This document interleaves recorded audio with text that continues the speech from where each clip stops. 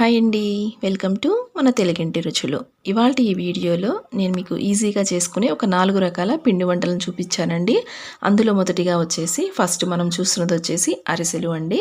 అలాగే రెండవ రకం వచ్చేసి సన్నకారపు పూస. ఈ సన్నకారపు పూసలో నేను ఎండు కారం వేయకుండా ఒక సీక్రెట్ ఇంగ్రీడియంట్ వేసి ఈ కారపు పూసనైతే ప్రిపేర్ చేశాను. అలాగే మెత్తగా చాలా జ్యూసీగా తింటుంటే అలా నోట్లో కరిగిపోతూ ఉంటుందండి బూందీ లడ్డు. చిన్న చిన్న టిప్స్ ఫాలో అవుతూ మీరు ఈ వీడియోని క్లియర్గా చూసి ట్రై చేయండి. అన్నీ కూడా పర్ఫెక్ట్గా కుదురుతాయి. అలాగే లాస్ట్గా వచ్చేసి చెక్కలు. ఇందులో మనం మొదటిగా మనకి సంక్రాంతి వస్తుంది కదండి. ముఖ్యంగా సంక్రాంతి అనగానే మనకి ఫస్ట్ మెయిన్ గుర్తొచ్చేసేది పిండి వంటల్లో అరిసెలు చేయడం చాలా కష్టం అనుకుంటారండి, కానీ చాలా చాలా ఈజీ. మీరు ఎక్కడ స్కిప్ చేయకుండా వీడియోని చూడండి. 1-2 సార్లు చూసి మీరు నేను చెప్పిన పద్ధతిలో ఈ అరిసెలను అయితే ట్రై చేయండి. ఇక్కడ నేను మీకు వీడియోలో చూపిస్తున్నాను కదండి, ఎంత పర్ఫెక్ట్గా కుదిరినాయో అంతే పర్ఫెక్ట్గా మీరు కూడా తయారు చేసుకోగలుగుతారు. ఇక్కడ మీకు ఒకటి తుంపి కూడా చూపించాను చూడండి, చాలా టేస్టీగా ఉంటాయండి ఈ అరిసెలు. చిన్న చిన్న టిప్స్ ఫాలో అవుతూ చేస్తే చాలండి, చాలా ఈజీగా వచ్చేస్తాయి. వీడియోని అయితే ఎక్కడ స్కిప్ చేయకుండా చూడండి. వీడియో మీకు నచ్చితే లైక్ చేయడం మాత్రం మర్చిపోవద్దు. ఇందులో మొదటిగా మనము అరిసెల ప్రాసెస్ చూసి దీనికోసం అయితే ఫస్ట్ ముందుగా రేషన్ బియ్యాన్ని తీసుకోవాలండి. అప్పుడే మీకు అరిసెలు చాలా పర్ఫెక్ట్గా కుదురుతాయి.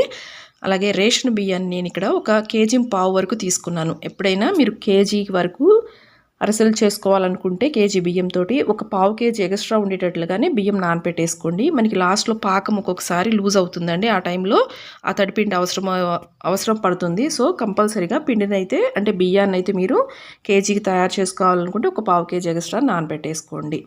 ఇలాగా 1.5 kg రైస్ని శుభ్రంగా వాటర్ వేసేసుకొని బాగా క్లీన్ చేసుకోవాలి. ఈ రేషన్ బియ్యానికి కొంచెం స్మెల్ ఉంటాయి కదండి, ఆ స్మెల్ పోయేంత వరకు ఒక 4-5 సార్లన్నా బాగా క్లీన్ చేసేసుకొని ఇందులోకి నిండుగా వాటర్ వేసేసుకొని కనీసము 18 నుంచి 24 గంటల వరకు బియ్యాన్ని అయితే నానపెట్టుకోవాలి. మధ్యలో అంటే ఈ 18 నుంచి 24 గంటల లోపు మనము కనీసము ఒక 4-5 సార్లన్నా వాటర్ని క్లీన్ చేసుకోవాలండి. అంటే బియ్యాన్ని క్లీన్ చేసుకోండి. వేసిన వాటర్ని వంపేసి మరలా ఫ్రెష్ వాటర్ని యాడ్ చేసుకుంటూ ఈ బియ్యాన్ని అయితే నానపెట్టేసుకోండి. కనీసము చెప్పాను కదా 18 నుంచి 24 గంటలు బాగా నానిన తర్వాత మరలా ఆ వాటర్ని కూడా వంపేసి ఒకసారి క్లీన్ చేసేసుకొని బియ్యాన్ని ఈ విధంగా ఒక వడగిన్నెలోకి వేసేసుకోండి. మనకి ఎక్స్ట్రా ఏదైనా వాటర్ ఉంటే కిందకు వచ్చేస్తాయండి. ఇలాగ ఒక పావు గంట పాటు ఇలా ఉంచేసేయండి, ఒక 15 మినిట్స్. ఇలా ఒక 15 మినిట్స్ తర్వాత ఏదైనా ఒక క్లాత్ తీసుకోండి, కాటన్ క్లాత్ తీసేసుకొని మనము వడేసుకున్నాం కదా ఈ రైస్ని ఈ క్లాత్ మీద వేసేసుకొని నీడలోనే ఒక 10 నుంచి 15 నిమిషాలు పక్కన పెట్టేసేయండి. ఫ్యాన్ వేయాల్సిన అవసరం లేదండి, అలాగే ఎండలో కూడా పెట్టకూడదు. జస్ట్ రైస్కున్న కొంచెం తడి లేకుండా ఉంటే సరిపోతుంది, ఎక్కువసేపు కూడా పెట్టొద్దు. ఇలా ఒక 10-15 నిమిషాల తర్వాత మీరు వేసుకోగలిగితే ఇంట్లోనే మిక్సీలో వేసేసుకోవచ్చండి తడిపిండి కోసము. లేదంటే ఈ విధంగా మిల్లుకైనా పట్టించేసుకోండి. పిండి అయితే చాలా సాఫ్ట్గా ఉండండి. అలాగే మనం వేయించుకున్న పిండి కూడా కంపల్సరీగా జల్లెడ పట్టుకోవాలి. ఇలా కొంచెం వెడల్పుగా ఉండేది ఏదైనా ఒక గిన్నె తీసుకొని అందులోకి జల్లెడ పెట్టేసి ఒక 2 గుప్పెళ్ళ వరకు ఇలాగ తడిపిండి వేసేసుకోండి. కొంచెం మనకి పిండి అనేది కొంచెం గడ్డలుగా ఉంటుంది కదండి, తడిపిండి కదా. సో వేళ్ళతోటి ఈ విధంగా కలుపుకుంటూ పిండి మొత్తాన్ని కూడా బ్యాచెస్ వైజ్గా వీడియోలో చూపిస్తున్న విధంగా పిండిని జల్లించుకోండి. ఇలా పిండి జల్లించుకున్న తర్వాత మనకి లాస్ట్లో కొంచెము రవ్వగా మిగిలిపోతుందండి. ఇక్కడ నేను మీకు చూపిస్తున్నాను చూడండి, ఈ విధంగా కొంచెం మనకి బరకగా ఉంటుంది.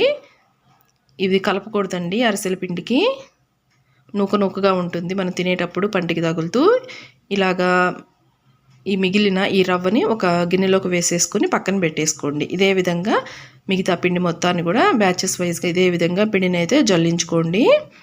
మనకి ఆ రవ్వ మిగిలిందని చెప్పాను కదండి, అంటే మనము ఇలా జల్లించగా మిగిలిన పిండి ఉంటుంది కదా, ఎక్స్ట్రా పిండి వేస్ట్గా అయిన పిండిని అయితే పక్కన పెట్టేసుకోండి. అది మీరు దోశల్లోకైనా వేసుకోవచ్చు, పునుగులైనా తయారు చేసుకోవచ్చు. ఇలా పిండి మొత్తాన్ని కూడా జల్లించుకున్న తర్వాత ఈ విధంగా అరచేతితోటి ఈ విధంగా బాగా నొక్కి పెట్టండి. పిండి మనకి ఆరిపోకూడదండి. ఇలా ఆరిపోకుండా ఉండటానికి ఈ విధంగా పైన ఒక క్లాత్ వేసుకొని పక్కన పెట్టేసేయండి.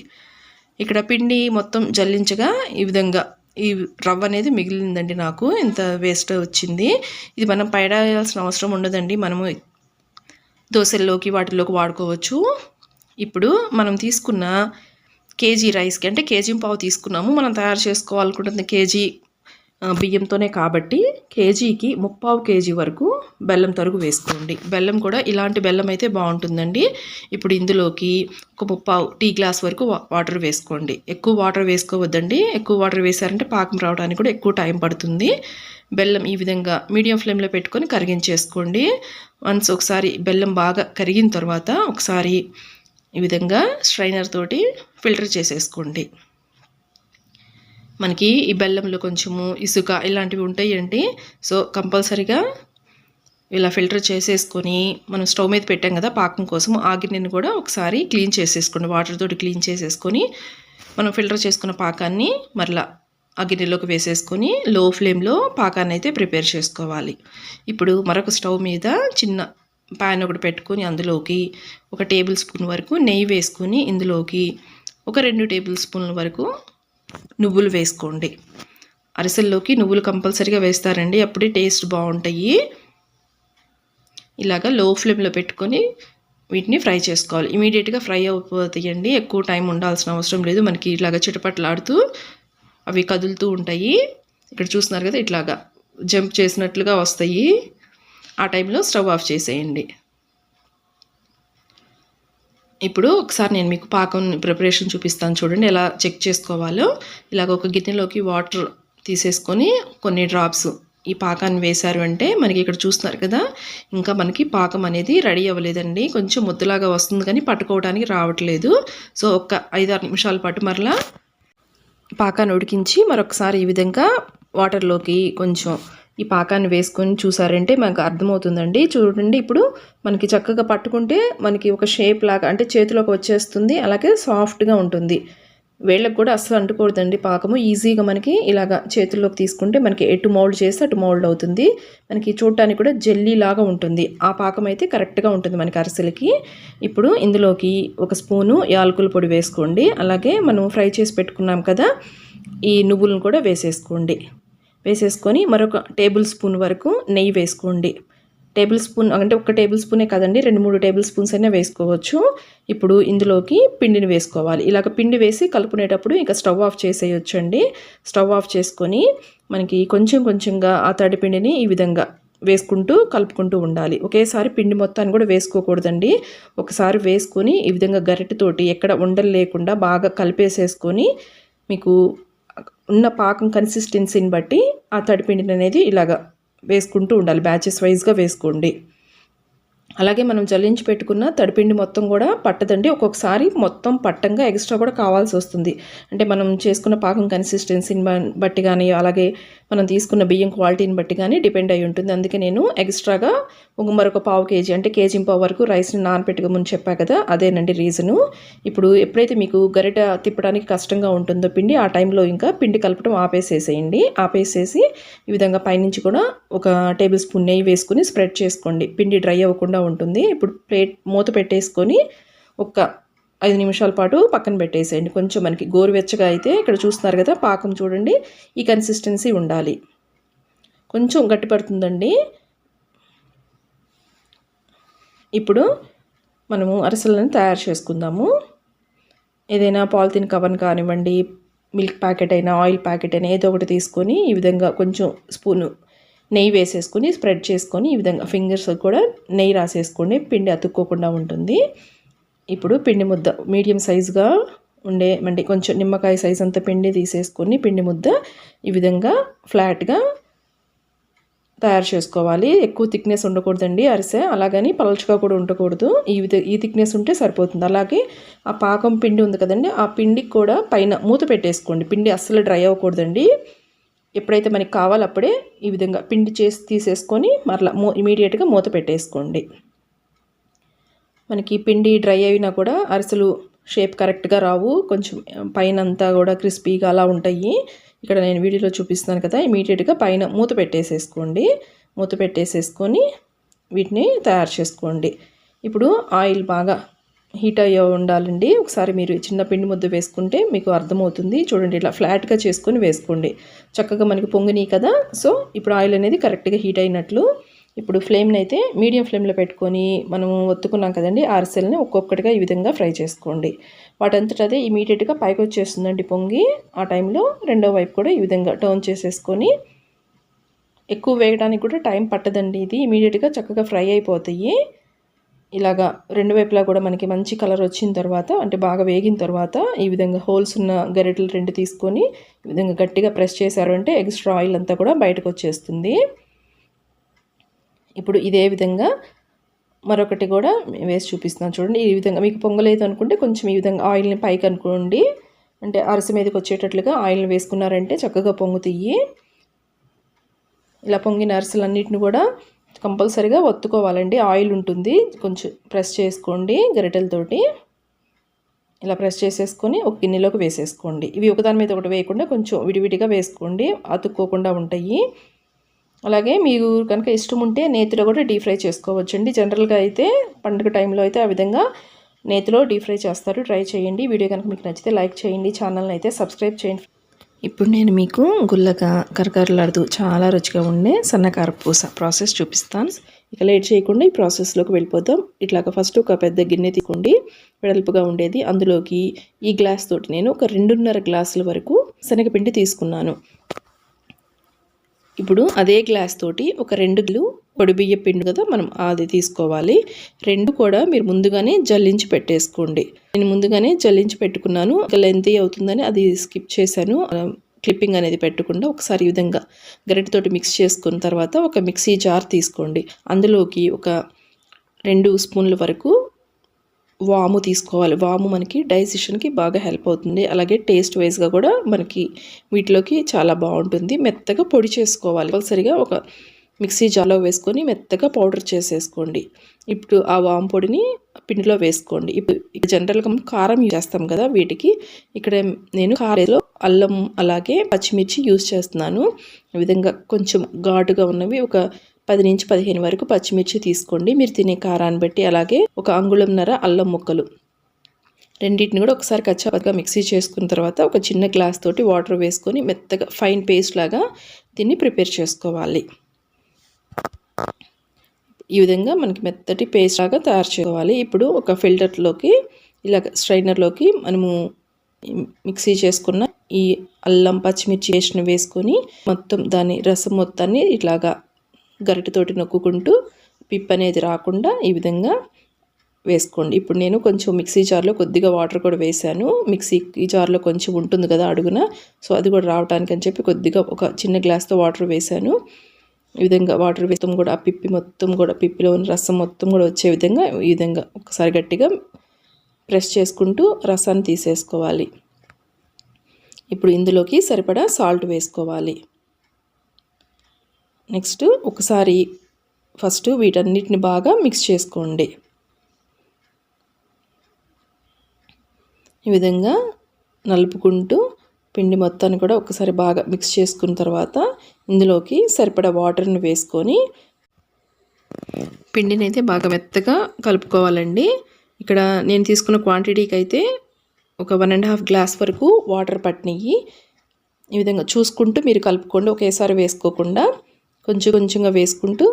మనకి మెత్తగా మనకి పూరి పిండి కలుపుకుంటాం కదా చాలా సాఫ్ట్గా, ఆ విధంగా ఉండాలి. గట్టిగా అస్సలు ఉండకూడదండి. ఈ విధంగా వీడియోలో చూపిస్తున్నారు కదా ఎంత సాఫ్ట్గా ఉందో. మనకి ఇప్పుడు గట్టిగా ఉందంటే మనకి చక్రాల గొట్టంలో నుంచి మనకి కిందకి దిగదు. ఇక్కడ తీసుకుంటుంది మనము సన్నకారపూస కాబట్టి ఇలాంటి ప్లేట్ పెట్టేసుకోండి. మీకు కావాలంటే సేమ్ ఇదే బ్యాటర్ తోటి ఈ విధంగా 3 హోల్స్ ఉన్నది, లేదంటే ఇలాగ రిబ్బన్ పకోడీ కూడా ఈ పిండితోనే మనం ప్రిపేర్ చేసుకోవచ్చండి. విధంగా ఈ ప్లేట్ని పెట్టేసుకొని విధంగా ముందుగానే సెట్ చేసేసుకోండి. ఇప్పుడు ఇందులోకి ఈ సరిపడా పిండి పెట్టేసుకోవాలి. ఈ విధంగా కొద్దిగా పిండి తీసుకొని ఫుల్గా పై వరకు పెట్టకుండా 3/4 వరకు పెట్టేసుకోండి పిండిని. మనకి పై వరకు పెడితే పిండి అనేది బయటకు వస్తుంది, ప్రెస్ చేసేటప్పుడు పిండి అనేది బయటకు వస్తుంది. 3/4 వరకు పెట్టుకొని ఇలాగ రెడీగా పెట్టేసుకోండి పక్కన. ఇప్పుడు స్టవ్ మీద కడాయి పెట్టుకోండి. అందులోకి డీప్ ఫ్రైకి సరిపడా ఆయిల్ పెట్టుకొని ఆయిల్ బాగా హీట్ ఎక్కాలండి. ఒకసారి ఈ విధంగా చిన్న పిండి ముద్ద వేస్తే మనకి ఇమీడియట్గా పైకి వచ్చిందంటే ఆయిల్ అనేది మనకి బాగా కాగినట్లు. ఇప్పుడు ఈ విధంగా ఈ కారపూస గొట్టంలో నుంచి పిండిని ఈ విధంగా ప్రెస్ చేసుకుంటూ ఇట్లా రౌండ్గా తిప్పుకుంటే మనకి మంచిగా రౌండ్గా చక్రం అనేది వస్తుందండి. ఆయిల్ అనేది బాగా హై ఫ్లేమ్లో పెట్టుకొని వీటిని ఫ్రై చేసుకోవాలి. ఈ విధంగా మనకి బబుల్స్ వస్తాయి.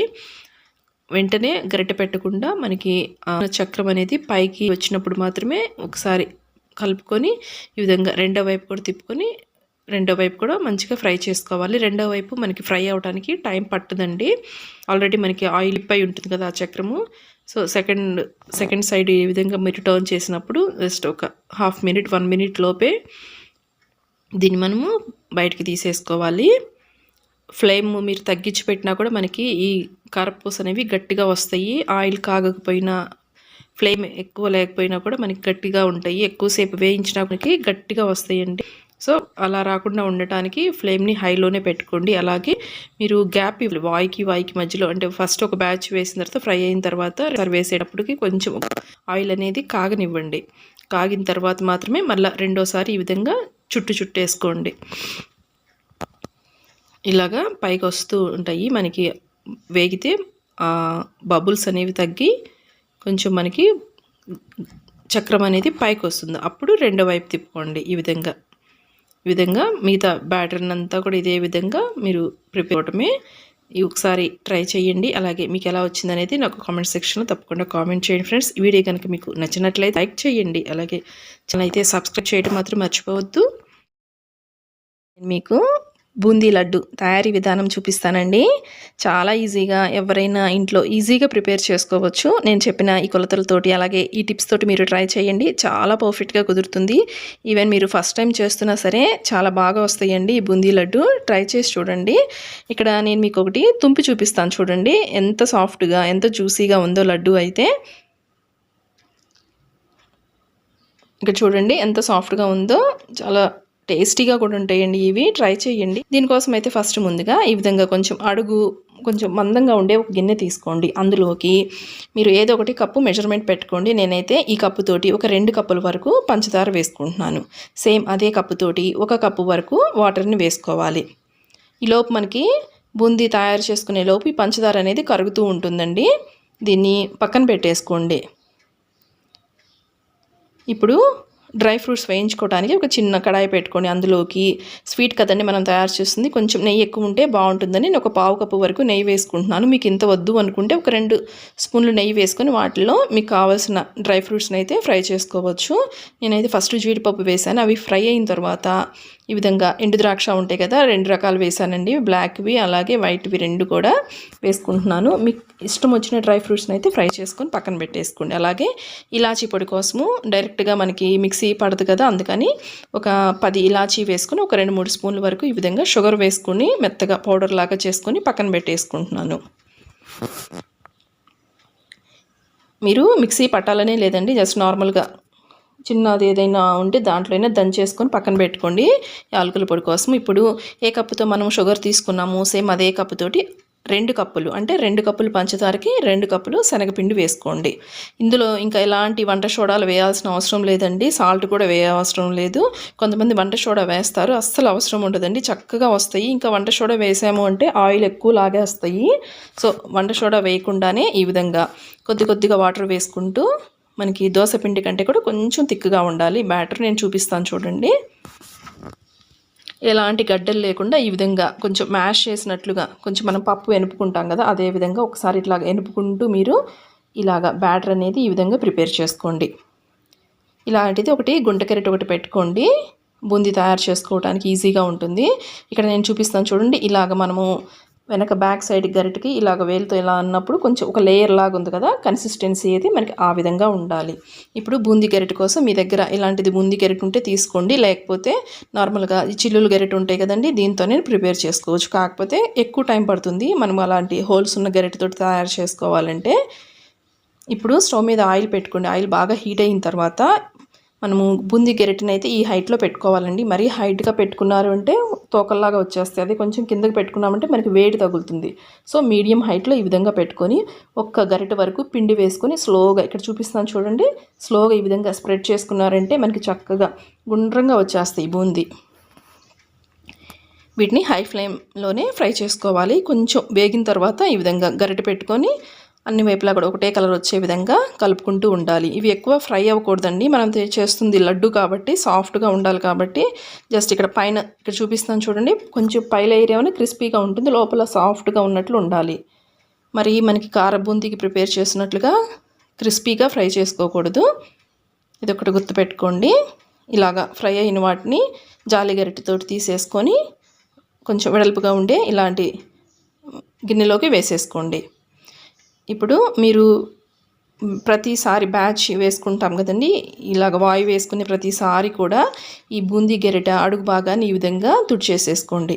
మనకి ఇలా తుడిచేసుకుంటే బూందీ అనేది షేప్ కరెక్ట్గా వస్తుంది, తోకల్లాగా లేకుండా ఉంటుంది. ఇప్పుడు మరలా రెండో వాయి వేస్తున్నాం కదా, ఒకసారి క్లీన్ చేసి పెట్టేసుకోండి. ప్రతిసారి కూడా బూందీ గిరెట్ అడుగు బాగా అలా తుడుచుకున్నారంటే మనకి బూందీ షేప్ అనేది కరెక్ట్గా వస్తుందండి. అలాగే ఎక్కువ ఫ్రై అవ్వనివ్వకుండా వీటిని ఈ విధంగా బూందీ మొత్తాన్ని కూడా ఇదే విధంగా ప్రిపేర్ చేసుకోండి. ఇలా ప్రిపేర్ చేసుకున్న తర్వాత మనం ఇప్పుడు ఈ పాకం తయారు చేసుకుందాము. ఈ షుగర్ నానబెట్టుకున్నాం కదండి, ఆ గిన్నెని స్టవ్ మీద పెట్టి హై ఫ్లేమ్లో కాగనివ్వాలి.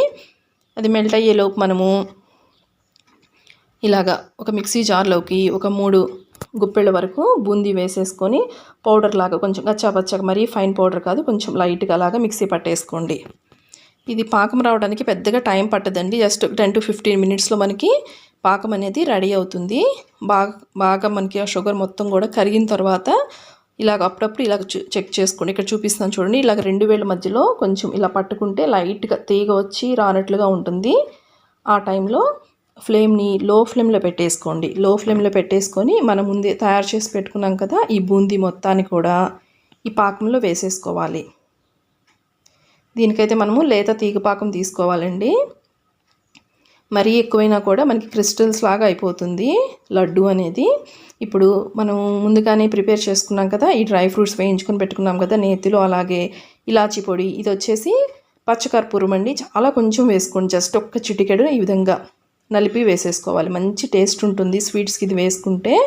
మనకి బయట కొనుక్కున్న టేస్ట్ రావాలంటే ఇది కంపల్సరీగా వేసుకోండి. ఇలా ఒక్కసారి కలిపేసి స్టవ్ ఆఫ్ చేసుకొని ఇలాగ వెడల్పుగా ఉండే ఒక గిన్నెలోకి వేసేసుకోండి. ఫస్ట్ కొంచెం ఈ విధంగా లూజ్గానే ఉంటుంది, టెన్షన్ పడకండి.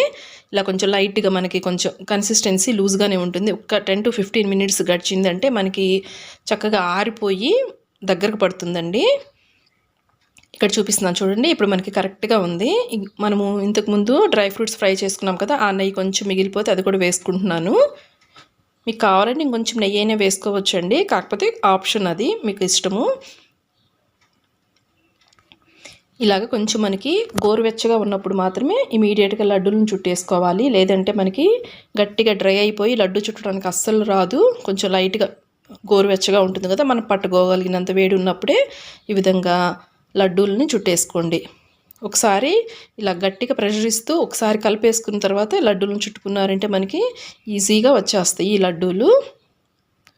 ఇవి మనకి ఎక్కువ రోజులైతే నిల్వ ఉండవండి, బయట అయితే ఒక 10 to 15 డేస్ వరకు మాత్రమే ఉంటాయి. మనం లేత పాకం కదా పట్టుకుంది, కొంచెం పైన బూజులాగా ఫామ్ అవుతుంది. అదే మీరు ఫ్రిడ్జ్లో పెట్టుకున్నారంటే 1 month వరకు కూడా ఫ్రెష్గా ఉంటాయి. చూసారు కదండి ఎంత సింపుల్గా మనము బూందీ లడ్డుని ప్రిపేర్ చేసుకున్నాము. తప్పకుండా ఈ కొలతలతోటి ఒకసారి మీరు ట్రై చేయండి. అలాగే మీకు ఎలా వచ్చిందనేది నా కామెంట్ సెక్షన్లో తెలియజేయండి. వీడియోని లైక్ చేయండి, అలాగే ఛానల్ని కొత్తగా చూస్తున్నట్లయితే సబ్స్క్రైబ్ చేయండి. లాస్ట్గా మనము కరకరలాడే బియ్యపిండి చెక్కల్ని ఏ విధంగా తయారు చేసుకోవాలో చూద్దామండి. ఇక్కడ నేను మీకు ఒకటి తుంపి కూడా చూపిస్తాను చూడండి, ఎంత క్రిస్పీగా ఉన్నాయో, అలాగే చాలా గుల్లగా కూడా టేస్టీగా కూడా ఉంటాయండి.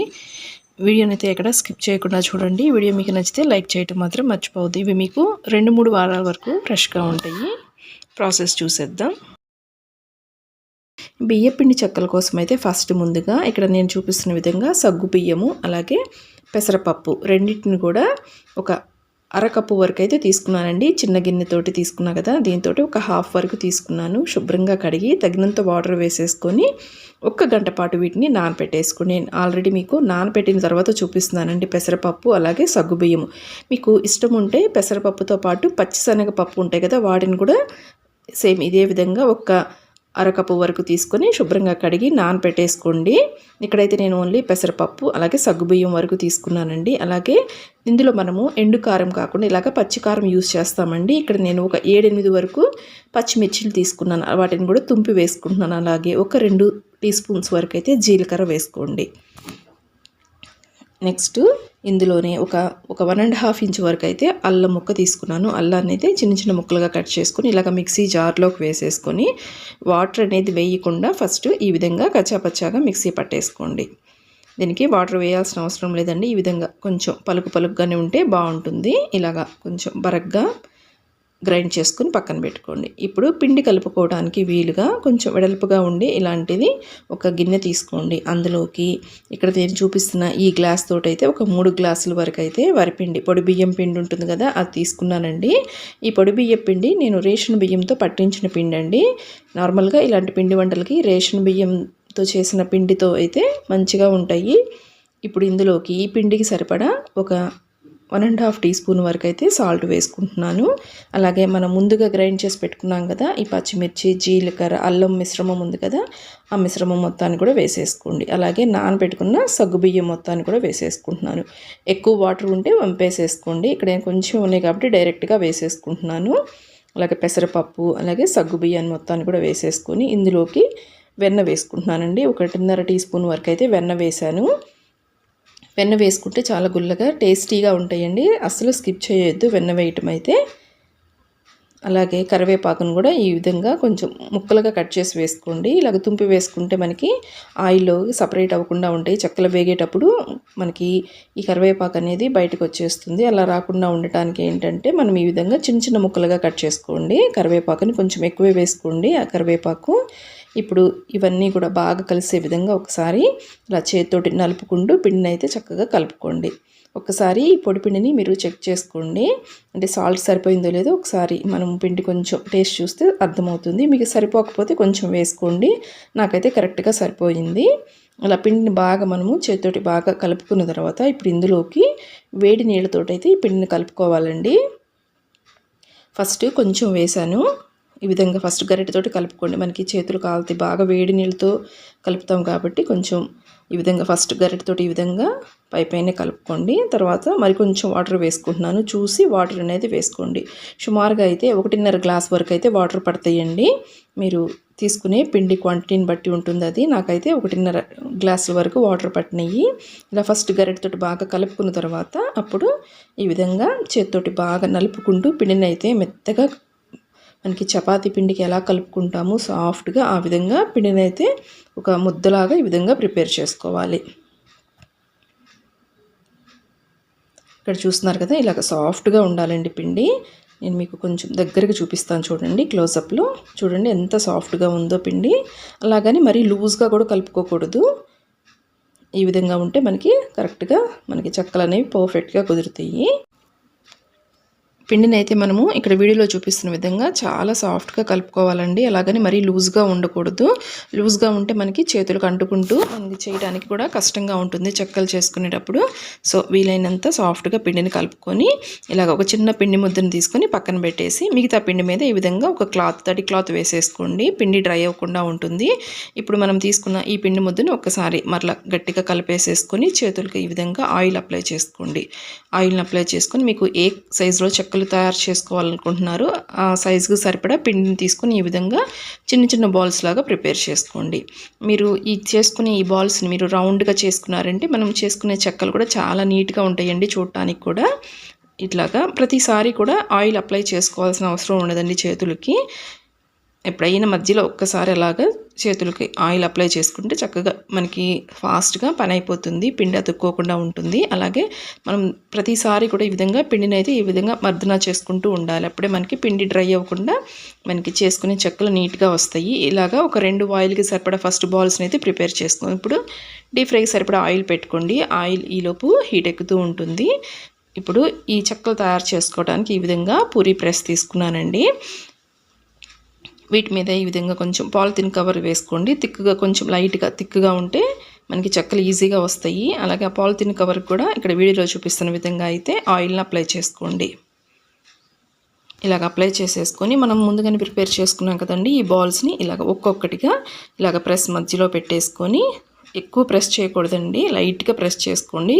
మనకి ఈ మాత్రం థిక్నెస్ ఉంటే సరిపోతుంది. మీరు గట్టిగా ప్రెస్ చేశారంటే మనకి మనం వేసిన ఆ సగ్గు బియ్యము అలాగే పెసరపప్పు కూడా కొంచెం మనకి బద్దలయ్యే ఛాన్స్ ఉంటుంది, అలాగా బ్రేక్ అయిపోతాయి. మీరు కనుక చిన్న సైజు తీసుకున్నారంటే ఇలాగ మీడియంగా తీసుకుంటే ఎట్ ఏ టైం 2 కూడా ఇలాగ ప్రెస్ చేసుకోవచ్చండి. చూస్తున్నారు కదా ఎంత నీట్గా వస్తున్నాయో. ఇలాగా మనం ముందుగా బాల్స్ ప్రిపేర్ చేసుకున్నాం కదా, వీటన్నిటిని కూడా ఇలాగా ఒత్తేసుకోండి చెక్కల్లాగా. ఇలాగ థిక్నెస్ అంటే ఇలా ఉంటే సరిపోతుంది. వీటిని ఇలాగ ఒక క్లాత్ మీద వేసేసుకోండి. ఈ కాటన్ క్లాత్ మీద వేసేసుకుంటే ఒక 2 ఆయిల్కి సరిపడా మనకి ఈ లోపు ఆయిల్ బాగా హీట్ అవుతూ ఉంటుందండి. ఆయిల్ ఒకసారి హీట్ అయింది లేదో చెక్ చేసుకోండి. ఒక చిన్న పిండి వేసుకుంటే మనకి ఇమీడియట్గా పైకి వచ్చిందంటే ఆయిల్ బాగా హీట్ అయినట్లు. ఆయిల్ బాగా హీట్ అయిన తర్వాత అప్పుడు ఫ్లేమ్ని లో ఫ్లేమ్లో పెట్టుకొని, ఇవి వేయడానికి ముందైతే ఫస్ట్ లో ఫ్లేమ్లో పెట్టేసుకోండి. ఇలా చెక్కలు ఆయిల్కి సరిపడా వేసిన తర్వాత అప్పుడు హై ఫ్లేమ్లో పెట్టుకొని వీటిని ఫ్రై చేసుకోండి. ఇమీడియట్గా వీటిని అయితే కదిలించకూడదండి. కొంచెం మనకి వేసిన తర్వాత ఒక 30 సెకండ్స్ అంటే ఒక 30 సెకండ్ల పాటు వేగిన తర్వాత మనకి కొంచెం లైట్గా పచ్చిదనం తగ్గుతుంది కదా, అప్పుడు గరిటెతోటి ఈ విధంగా తిప్పుకుంటూ వేయించుకోవాలి. ఇలా ఒక్కొక్కటి దాన్ని ఇలాగ తిప్పుకుంటూ చక్కగా వేయించుకోండి. అలాగే కలర్ కూడా మనకి లైట్గా చేంజ్ అవుతూ ఉంటాయండి వేగే కొద్దీ. ఎప్పుడైతే మనకి ఆయిల్ నొరగ తగ్గుతుందో ఆ టైంలో ఇలాగ జాలి గరిటె తీసుకొని చక్కగా అన్నీ కూడా వచ్చే విధంగా ఇలాగ జాలి గరిటెతోటి తీసేసుకొని పక్కన ఒక ప్లేట్లోకి పెట్టేసుకోండి. ఎక్స్ట్రా ఆయిల్ ఏదైనా ఉంటే ప్లేట్లోకి వచ్చేస్తుంది. ఇప్పుడు రెండో వాయి వేయడానికి ముందు మరి కొంచెం అంటే ఒక 20 సెకండ్ల పాటు ఆయిల్ని అయితే కాగనివ్వండి. కొంచెం ఆయిల్ లైట్గా మనకి మరలా వేడెక్కుతుంది కదా, మరలా ఒకసారి సిమ్లో పెట్టేసుకోండి. సిమ్లో పెట్టేసి ఇవన్నీ వెయిట్ అయిపోయిన తర్వాత అప్పుడు హై ఫ్లేమ్లో పెట్టుకోండి. చూస్తున్నారు కదా, ఒక్కొక్కటిగా ఈ విధంగా ఆయిల్లోకి వేసేసుకుని మొత్తం వేసిన తర్వాత ఇప్పుడు హై ఫ్లేమ్లో పెట్టేసుకోండి. నేను మీకు ప్రెస్ లేకపోతే ఏ విధంగా తయారు చేసుకోవాలో చూపిస్తున్నానండి. ఇక్కడ పాలిథిన్ కవర్కి ఆయిల్ అప్లై చేసుకోండి. మధ్యలో ఈ విధంగా చిన్న పిండి ముద్ద పెట్టేసుకొని పైన కూడా కవర్ పెట్టేసుకొని చిన్న గిన్నెతోటి ఫ్లాట్గా ఉండే గిన్నెతోటి ఒక్కసారి ప్రెస్ చేసి ఇలాగా ఫింగర్స్ తోటి అడ్జస్ట్ చేసుకోండి. ఇలాగా ఈజీగా తయారు చేసుకోవచ్చు. కాకపోతే ఇది టైం టేకింగ్ అండి, కొంచెం టైం ఎక్కువ పడుతుంది. ఇక్కడ చూస్తున్నారు కదా, ఇలాగ మనకి మంచి కలర్ వస్తాయండి చెక్కలు వేగితే. అలాగే చాలా క్రిస్పీగా కూడా ఉంటాయి. వీటిని ఈ విధంగా స్టీల్ బాక్స్లో పెట్టుకున్నారంటే మీకు 15 నుంచి 20 రోజుల పాటు ఫ్రెష్గా ఉంటాయి. ట్రై చేయండి ఫ్రెండ్స్. వీడియో నచ్చితే ప్లీజ్ లైక్ చేయండి. Thank you.